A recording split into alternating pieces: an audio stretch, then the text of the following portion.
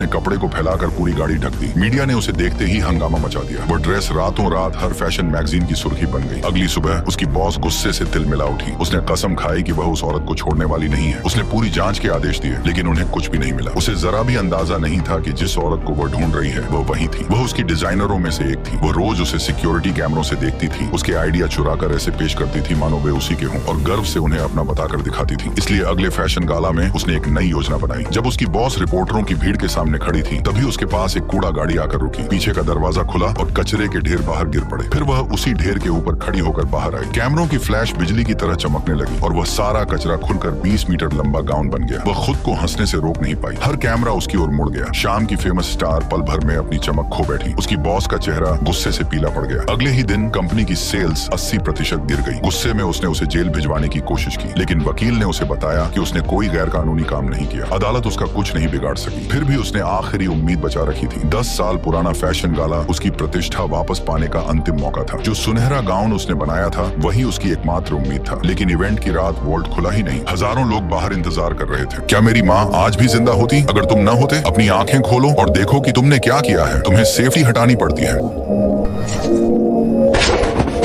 मेरा बेटा मेरी तरह सीरियल किलर बनने से इनकार कर गया, इसलिए उसने मुझे गोली मार दी। उसके बाद हैरिसन न्यूयॉर्क चला गया, अपराध बोध से ग्रस्त, जिसे वह नहीं जानता था कि मैं आखिरकार बच गया। न्यूयॉर्क में हैरिसन ने एक होटल में बेलहॉ की नौकरी कर ली, नई शुरुआत की उम्मीद में। लेकिन फिर उसकी मुलाकात एक शराबी औरत से हुई। एक आदमी ने हैरिसन से मदद मांगी और बताया कि उसकी पत्नी ने बहुत ज्यादा पी ली है। वो हर बार शहर में आने पर ऐसा करती है, ज्यादा मार्गरेटा पी लेती है। लिफ्ट के लिए बटन दबा दो मेरे लिए। हैरिसन को पता था कि औरत का नाम शोना था और वो निश्चित रूप से उस आदमी की पत्नी नहीं थी। लेकिन एक होटल कर्मचारी के तौर पर उसे पता था कि अपनी नाक को जहां नहीं डालना चाहिए वहां